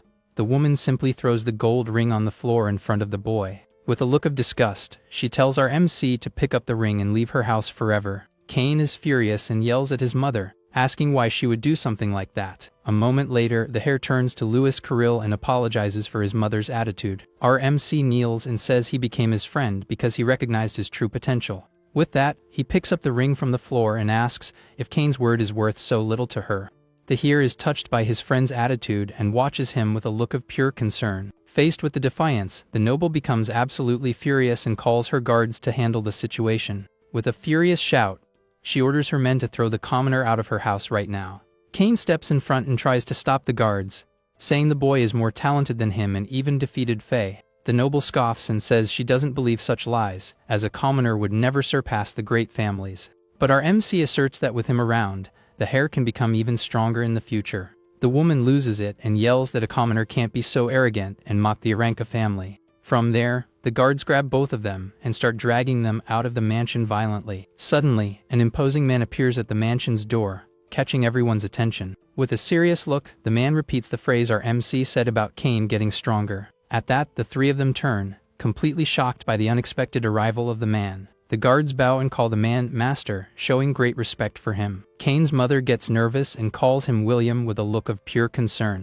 Kneeling, she says that if Cain continues like this, he will never be able to catch up to him in the future. The man simply walks past her, not caring about what the woman was saying. Faced with the imposing figure, Cain bows and calls him Father, with a look of respect. Our MC introduces himself and feels a powerful aura coming from Grandmaster Aranka. William then asks if what the boy said is true, and Cain confirms that his skill surpasses his own. With a tiger's aura, he tells our hero to prove his worth and shows his full power. Our MC is shocked by the killing intent he feels coming from the man in front of him. From there, a huge red energy creature charges toward him with full force. The attack hits him head on, and he yells that he can't breathe with so much pressure on his body. In great pain, he realizes that the man in front of him is truly very strong and dangerous. William's eyes glow with red energy, showing all his immense power. Our MC then realizes the guy is serious and really intends to take him out. With a look of pure malice, the Grandmaster prepares to finish the boy off right there. Faced with the danger, our MC's eyes glow with an intense blue light as he prepares. He feels a terrible force of will, as if his very soul is being torn from his body, but he compliments the Grandmaster's power and prepares to counter the attack with everything he's got. From there, he reveals that hunting monsters has made him resistant to this kind of power. With that, our hero unleashes all his energy in a huge explosion of golden flames. His golden aura expands with full force through the room, impressing the two nobles watching him. William Aranko is completely shocked, as he did not expect that reaction from the boy. A moment later, a fire dragon aura appears behind our MC for the combat. The boy's eye glows with red light, showing his immense determination in the fight, and so his dragon aura charges forward to clash with William's powerful tiger. The clash of the two auras causes a gigantic explosion of power throughout the mansion. Cain yells Lewis's name, completely worried about the unfolding situation. Dust rises and covers everything after the powerful and devastating clash of energies. Lying on the ground, our MC is faced by the Grandmaster, who observes him seriously. A moment later, Cain rushes to help him and worriedly asks if he's okay after the fight. William Aranka then asks our MC why he seeks strength so much. Lewis Carroll answers firmly that his only goal is to protect his beloved family. At this answer, the Grandmaster seems to reflect on the young boy's words. With that, he turns to Cain and says his willpower is weak, and that he should learn from the boy. The here's mother is shocked and asks what William is thinking by saying that. The Grandmaster glares at her with a cold look and asks if she has any objection to his decision. The noble is scared and backs down, unable to say another word to her husband. From there, Cain invites our MC to the training ground for them to fight. Arriving at the location, the hare apologizes for his parents' behavior earlier. Our MC says it's okay but comments that his father is a bit extreme. Cain then reveals that his father only cares about merit, and that Lewis would be a better son than him. With a smile, The boy says the Grandmaster was just testing his skill because of him. Cain looks at the sky and reflects on the word love, which has never been a part of his life. A moment later, he remembers that since he was little, he barely left the house for anything. His only childhood memories are of eating, sleeping, and training non-stop every single day. He remembers that his father's greatest wish was for him to become a great sage like his grandfather. Because of this, he just swung his sword without even understanding why he was fighting so hard. Deep down, he just wanted his father to acknowledge him and praise him for all his effort. His house felt like a prison, and he felt like he needed permission even to breathe. The adults praised him, but to him, his status and talent were just heavy chains. And the tighter the chains became, the more he longed for the world outside. He dreamed of being free to sing like a bard or fly like a bird across the sky. His greatest wish was to be able to fly freely across the entire continent without any tease. But he knew that in their world, only strength mattered, and he was still too weak. Our MC listens to his friend's story with a very serious and focused expression. Cain explains that he didn't want to be strong, but swinging his sword was the only way to break the chains that bound him and finally achieve his long-dreamed of freedom. He says his father graduated from the academy, and that's why he's going to enroll there too and get strong.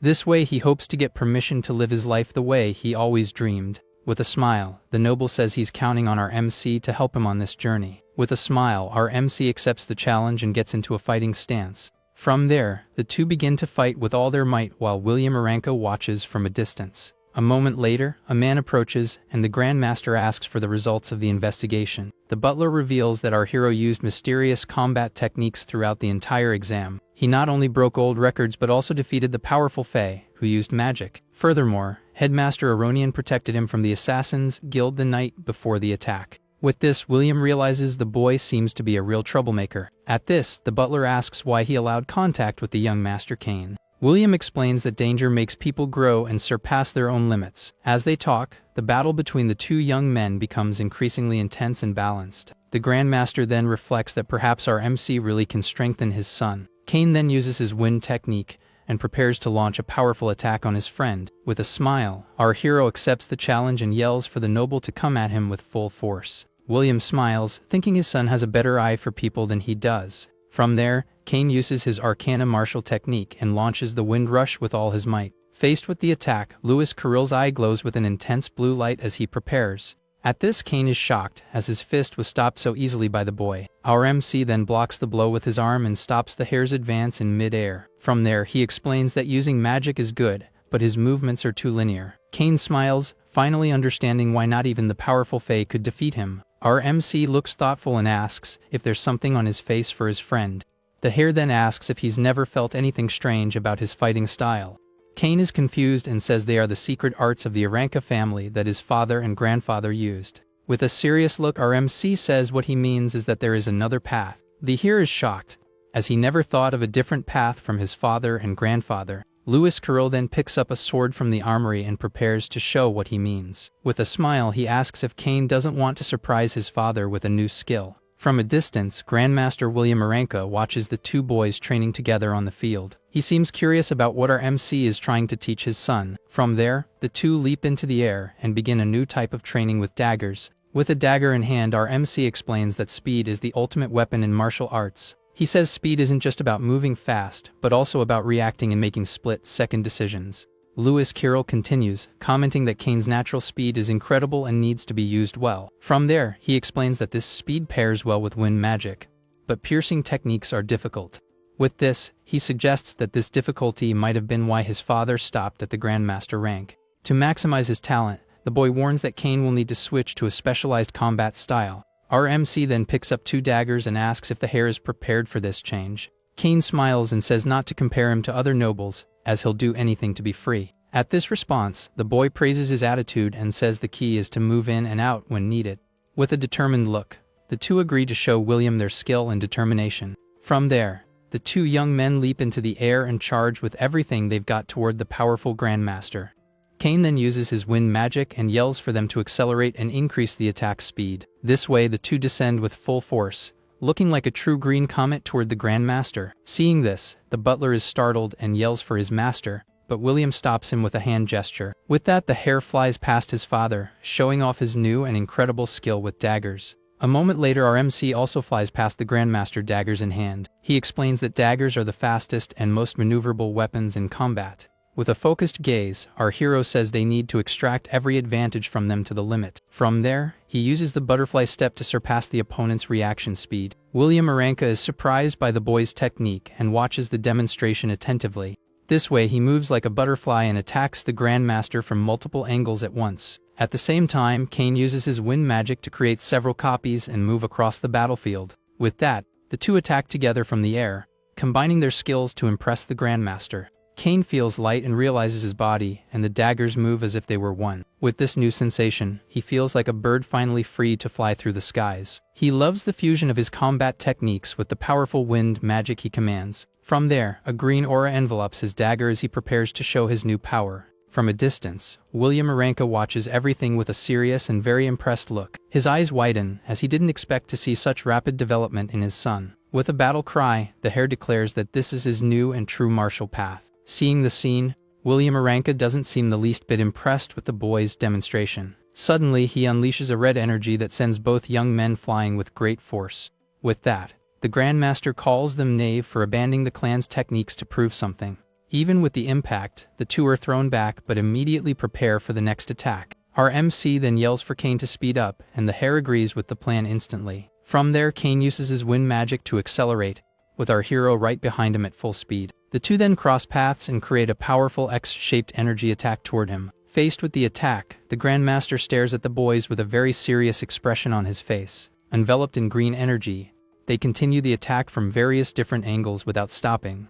At that moment, William Aranka's eye glows with red light, showing he's going to fight seriously. With a red energy hand, he asks if that's all they can really do. A moment later, his energy hand lunges to try and grab Kane's dagger in mid-air. But the hero is much faster and manages to dodge the attack at the last second. With the dodge, William Aranka gets a look of pure hatred for missing his sure hit attack. He then glares at the boy from above and calls him a coward for dodging his powerful blow. Our MC explains that retreating isn't weakness, and Kane understands it's to prepare the next blow. With that, Kane's foot glows with wind energy as he prepares to advance again. From there, the retreat connects with the next attack, and the hare flies toward his father. Kane then uses his wind magic and creates a tornado to attack the Grandmaster with everything he's got. A moment later, our MC joins him, and the two run side by side on the field. Faced with the combined attack, William Aranka is surprised by the two boys' tactic. With a battle cry, the duo leaps into the air for a final, powerful attack against the Grandmaster. After the fight, our hero talks about a baseball technique called a changeup,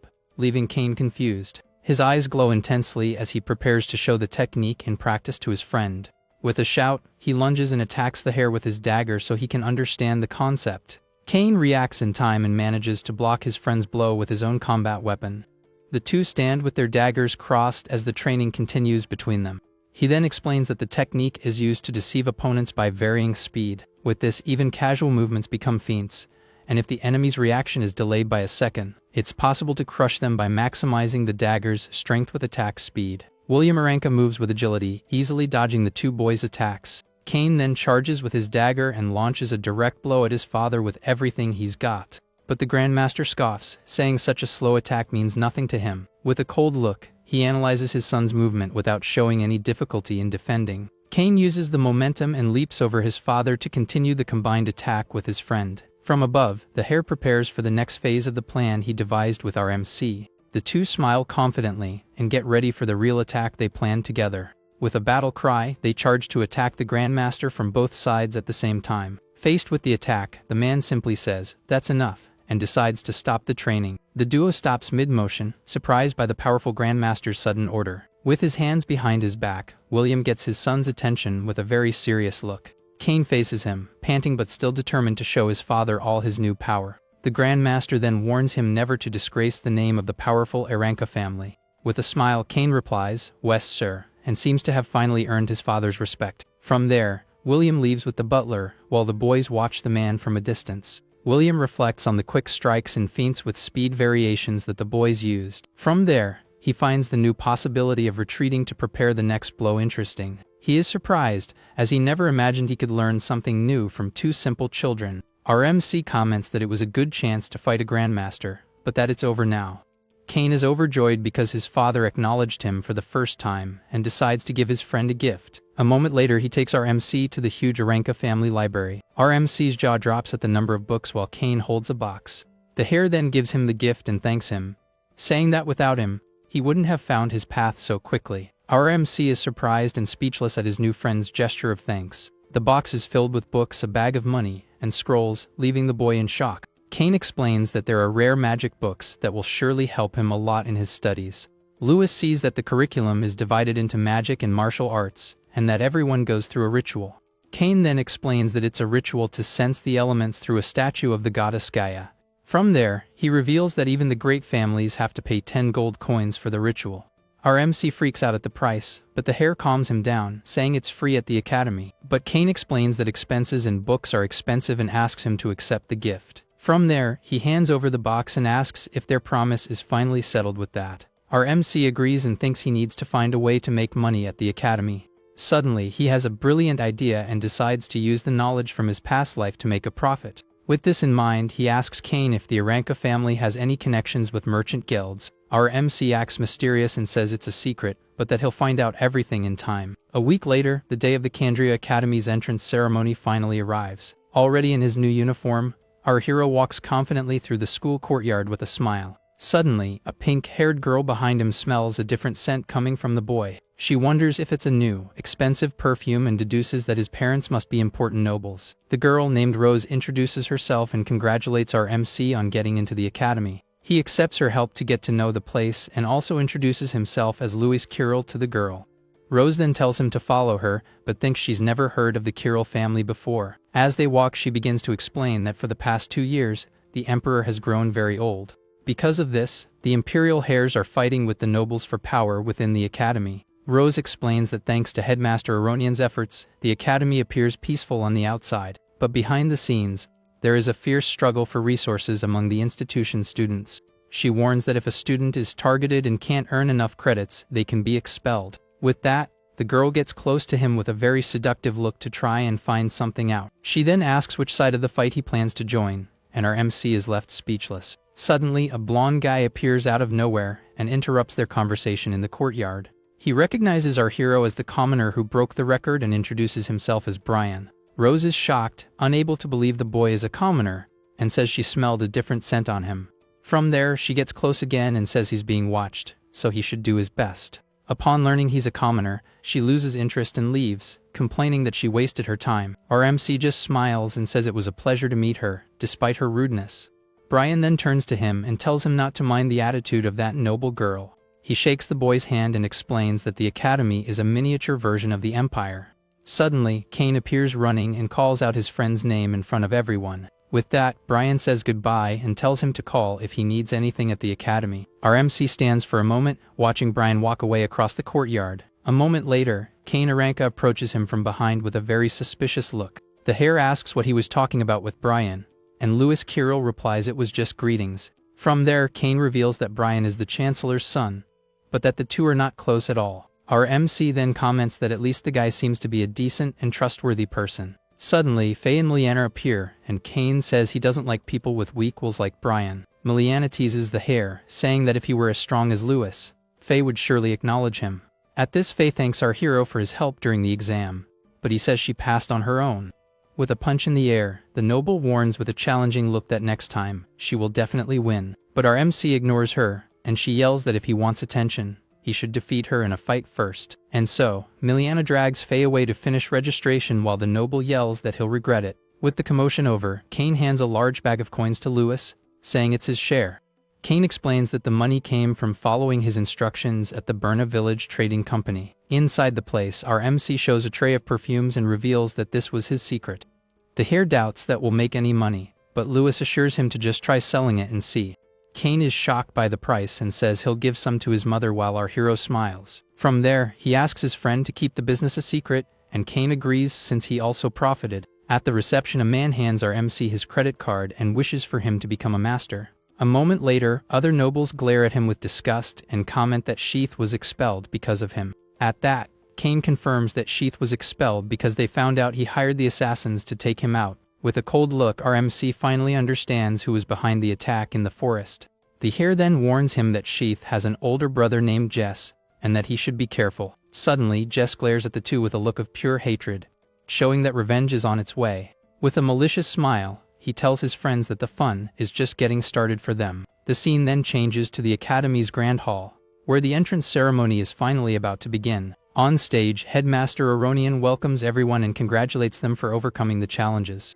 With that, he warns that this is just the beginning, and that everyone must study to become powerful. From there, the headmaster announces that the next speaker is the freshman representative, Neil Gunn. A moment later, the hammer guy walks up the stage stairs completely barefoot and shirtless. With his back to the crowd, Neil holds his enormous axe and prepares for his speech. The students are shocked and wonder why the first-place student is shirtless and has an insane aura. Seeing the scene, the professors are furious, and Headmaster Aronian can't believe the attitude of that idiot. With his axe in hand, Neil yells for all the imbeciles present to listen carefully to what he's about to say. From there, he reveals that his main goal is to defeat every single one of them until they all bow. The nobles are outraged by the boy's audacity and call him a savage brute for the threat. With that, the axe guy yells back, saying that everyone there is nothing but a bunch of trash-talking weaklings. Seeing the chaos, Aronian gets a stomachache and already feels like quitting his job as headmaster.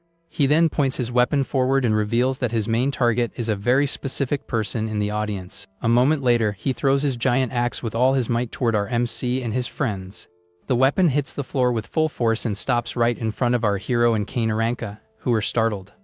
The axe is stuck in the hall floor, shattering everything with the force of the violent impact. Our MC and his friends stare at the weapon stuck in the floor, not understanding the situation at all. Neil then glares at the boy from a distance and yells Lewis Carroll's name for everyone to hear loud and clear. From there, he leaps and balances on his axe's handle to face our hero up close. With a challenging look, Neil stares at our MC and says the two of them will have a good fight eventually. With a malicious smile and glowing eyes, he says the two of them will fight one way or another. Our MC just stares back at him with a serious look, showing no emotion. Standing on his axe, Neil continues the challenge as the tension rises between the two boys. Kane steps in front of his friend and yells for him to stop, as the ceremony isn't over yet. With a frustrated look, our MC thinks that everyone here seems to be just like him.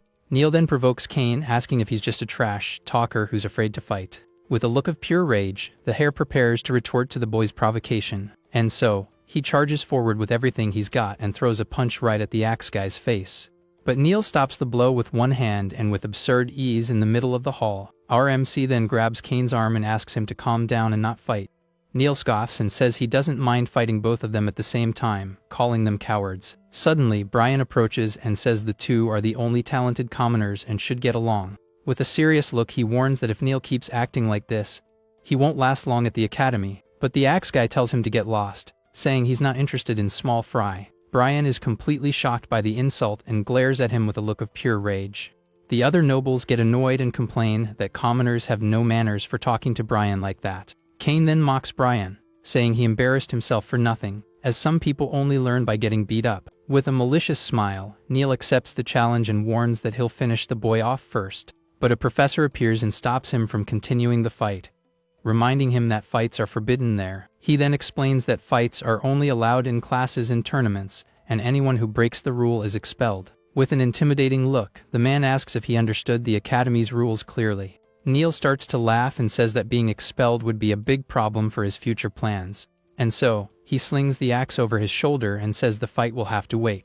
With an intense look, he warns Lewis Carroll to just wait, because their fight is going to happen. Our MC just stares back at the brute, accepting the challenge without saying a word. From there, the professor ends the ceremony and announces that classes start the next day. Our MC wonders why Neil picked a fight with him, and Kane blames Faye for the mess. Faye gets furious and punches Kane for calling her a muscle head and almost getting expelled. With that, she admits that it's partly her fault because she fought Neil during the final exam.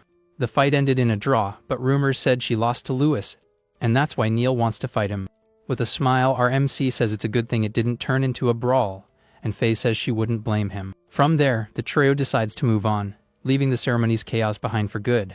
Our hero then realizes they are already hated by many people because of what happened. A moment later, they arrive at the academy store to buy the necessary materials for classes. Lewis Carroll freaks out, thinking everything is too expensive, but the saleswoman says that's not quite the case. With a smile, she shows a feather pillow that costs 30 silver coins and calls it a bargain. Then she grabs another pillow with magic herbs and says it costs only 5 gold coins. Kane then explains that this is the cheap side of the store, and that now he understands the importance of money, and so our MC buys the cheapest starter kit for 100 silver coins. With the perfume money, he thinks it's a good thing he made a profit earlier, and that he'll send the rest to the orphanage. He then realizes that potions are essential, and that he needs to find more ways to make money there. The girls say goodbye and say they are heading to the dorm, as the awakening ritual is the next day. With money on his mind, our MC decides it's time to work hard to earn more. The scene then changes to the enormous and luxurious dormitory of the Candria Magic Academy. With his pillow on his back, our hero looks for room 60 and hopes for no trouble. Suddenly, he's startled by a noise and ends up dropping his pillow on the hallway floor. Our MC hears shouting coming from one of the doors and decides to go over to see what's happening. In the room, a group of bullies surrounds a boy and threatens him, saying he'd better obey. The cornered boy just stares at the guys in silence, showing not a hint of fear in the face of the threat. With that, the group's leader gets furious at the boy's attitude and calls him a complete punk. From there, he grabs the boy by the shirt collar and asks if he's looking for a fight. Our MC then intervenes and touches the bully's hand, releasing a strange orange energy. With the energy, the guy screams in pain as his arm begins to be burned by an unknown power. Luis Carril reminds him that duels are forbidden and asks if he doesn't mind being expelled from the academy. The guy's friends try to defend him, saying they didn't do anything, while our hero picks up his things. The bully shouts that Luis Carril threw the first punch, and that now it's self-defense for him. With that, he throws a punch, but our MC defends it easily with just one hand. In a swift move, he uses the momentum and lands a punch right in the face of another bully. The guy is sent flying by the force of the blow, leaving his friends completely shocked by the scene. With an innocent smile, our MC asks when he ever hit anyone in the hallway. The guy who got punched is furious and asks why he was attacked out of nowhere in the hallway. Our MC then releases the energy into the bully's leg and kicks him with great force. The kick hits him square on and sends him flying with the force of the impact, making him fall to the ground. The other bullies are totally confused and wonder what's really happening there. From there, he releases the energy into the guy's chest and makes him punch one of his own friends. With his body covered in energy, the bully is completely paralyzed and has no control over his actions. Our MC uses his power and makes him kick the other bullies, taking them down for good. Chaos ensues, and the group of bullies starts fighting among themselves for no apparent reason. One of them gets punched in the nose, and the group's leader despairs, trying to explain it wasn't him. With that, the guy points at our MC and yells that it's all his fault for the mess. With a malicious smile, our hero tells him not to blame others and calls him Senior. The bully realizes he was being controlled by the boy and calls him a monster because of his powers. Our MC gets a dark look and asks what he meant by the word monster. Scared, the bully scoots back and asks what the boy is going to do to them now. The boy who was saved thanks him for the help, and our MC realizes he's his roommate. Our MC then asks if he wants to just let the situation go and do nothing. With that, he warns that if they find out about the fight, everyone will be in trouble and offers to go to the headmaster. The group's leader gets scared and tells his men to run, because the boy isn't normal. Our MC introduces himself as Lewis and asks for his new roommate's name. The boy turns his back and just shows his name on the tag without saying a single word. With a curious look, our hero reads the name Karakandis on his school uniform. From there, the boy simply enters the room and closes the door in our MC's face. Alone in the hallway, our hero stands for a moment, thinking about what just happened. He then smiles and thinks the boy is just too shy and is definitely the type to get bullied. Our MC settles his things in the room and reflects that a lot happened on the first day. The scene then changes to the goddess's temple, where two people are fighting in a strange ritual. Two shadowy men with glowing eyes watch the fight from a distance with an air of mystery. The next day, the freshmen gather in the Academy's grand temple for the awakening ritual. Our MC is impressed by the place and wonders if that is the goddess of their world. Standing before the statue, a professor announces that she is the great creator of all, the goddess Gaia. The professor explains that a long time ago, the goddess Gaia created a world where humans and monsters coexisted. But over time, the monsters began to use their overwhelming power, and dragons ruled the skies. Behemoths ruled the land, and krakens dominated the seas with their brutal and terrible power. Because of this, countless humans were annihilated in the chaos, and the goddess Gaia was filled with rage. She then gave her blessing to the humans who had no magic power so they could fight against the monsters. From there, they created arcana martial arts, and after harsh battles, they escaped annihilation. The professor says that now they will receive the goddess's blessing and awaken the true nature of the world. Our MC then realizes that even in the official legend, there is no mention of the first hero. With an annoyed look, he wonders why the first hero's existence was completely erased. Suddenly, the professor calls the attention of the two boys in the middle of the student crowd. He then guides them to one side of the temple, where they must participate in the awakening ritual. The man leads them to an altar and warns that if they have talent, they will be able to sense the elements. With a look of contempt, he adds that if they don't feel anything, they are just useless trash. Our MC just stares at the professor with a serious look, unfazed by the provocation. The man then yells that the academy has no need for trash and unleashes a purple energy on the two. With a shout, the professor tells everyone to sit down, as the awakening ritual is about to begin. Our MC then stares at the man and wonders why the professor hates him so much. The professor explains that the four great elements, earth, fire, wind, and water, are the foundation of the world. With that, he tells everyone to sharpen their minds and reach for what they feel under the goddess's blessing. From there, the man begins a prayer and asks the goddess who dwells in the heavens to bless them. A moment later, the magic circles on the temple floor glow with an intense, colorful light. The symbols of the four elements begin to glow, responding to the call of the awakening ritual. At the prayer, the statue of the goddess Gaia reacts and shoots a huge beam of light through the temple. With glowing eyes, the statue releases a powerful divine energy throughout the grand hall. The light concentrates and forms a sphere with the four elements right in front of all the students. Some students are caught by surprise and thrown back by the force of the released energy. Suddenly, the spiritual form of the goddess appears in a space filled with stars and colorful lights. One of the students is amazed and wonders if those lights are the elements he's heard so much about. From there, the fire element chooses one of the students, while another awakens the power of water. Suddenly, a huge fire tornado forms around Faye, showing her immense power. In addition to fire, she also awakens the earth attribute, leaving the other students with their jaws on the floor. They wonder how a commoner can control magic with such ease and call her a genius. With her eyes glowing with power, Faye is happy and shouts that this is exactly what she was talking about. From there, her power explodes and creates a huge circle of fire that impresses everyone in the temple. Neil then observes our MC and his friend, who are still sitting without awakening anything. With his arm covered in stone armor, he says that someone who doesn't even awaken can't be his rival. With a fiery aura, he yells that elements or whatever else will have to obey him. Kane then notices that no elements are gathering around his friend and gets worried. Our MC is confused because he can't feel anything and wonders why. He then wonders if it's because he's not originally from this world and therefore has no powers. But he remembers he felt a strange power when he fought Kane on the training ground. With his eyes closed, he feels his mind being suffocated by something strange and dark. A dark energy seems to trap him, preventing him from awakening his magic powers. Angrily, our MC says his will won't be controlled by that dark thing. At that moment, he remembers his past life, where he was confined to a wheelchair. With a furious shout, our MC unleashes a blue energy and says his will not be broken. From there, he explodes with all his power and releases a huge shockwave through the temple. The blue energy explosion spreads throughout the hall with completely overwhelming force. Suddenly, the image of the goddess dissolves and returns to being just a common stone statue. Our MC opens his eyes and is surprised by what he sees in the elemental space around him. He sees the four colors of the elements and wonders if these are the powers he so desperately wanted. The professor is shocked because he placed a magic circle to isolate him and doesn't understand how he escaped. Free from the barrier, our MC extends his hand to try and touch one of the shining elements.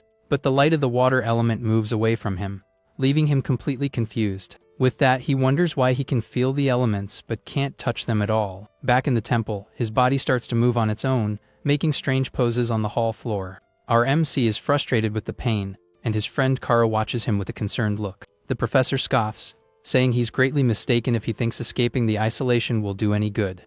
He then reveals that he used a confinement circle to block the flow between the spirit and the elements. In addition, he used a magic orb to weaken his connection to the elemental powers.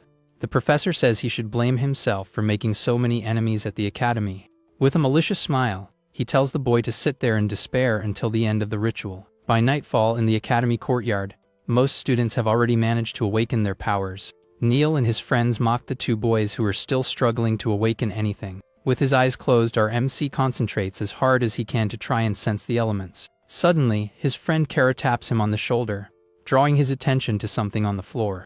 Our hero is confused and asks what's wrong with the floor where they are sitting. Kara then reveals with a serious look that the floor they are on is actually a trap. Our MC gets angry realizing the professor is really trying to sabotage him. With a determined look, he gets into a fighting stance to break the trap once and for all. From there, he lands a powerful punch on the floor, which shatters from the force of the impact. Our MC is shocked as he didn't expect a trap to be hidden there. With the floor broken, a purple confinement circle is revealed to all the students. Kara tells him to hurry up and grab the item in the center of the magic circle. Our MC then thanks his friend for his help and picks up the magic orb from the floor. With the orb in his hand, our MC stares at the broken floor and wonders if it was just a coincidence. With a serious look, he begins to suspect that it might not have been a simple accident. From a distance, the professor watches the two leave, completely satisfied with his foiled sabotage. But our MC decides not to care, because now the real trial by fire is finally about to begin. Free from the trap, he concentrates again and feels the powerful energy of the elements around him. A moment later, the four elements begin to fly at extremely high speed through the magical space. From there, all the lights merge and form a huge whirlwind around the boy in the temple. The other students are shocked and wonder what's going on. As it's just like Neil's power, our MC then feels all the power of the elements flowing into his body at once.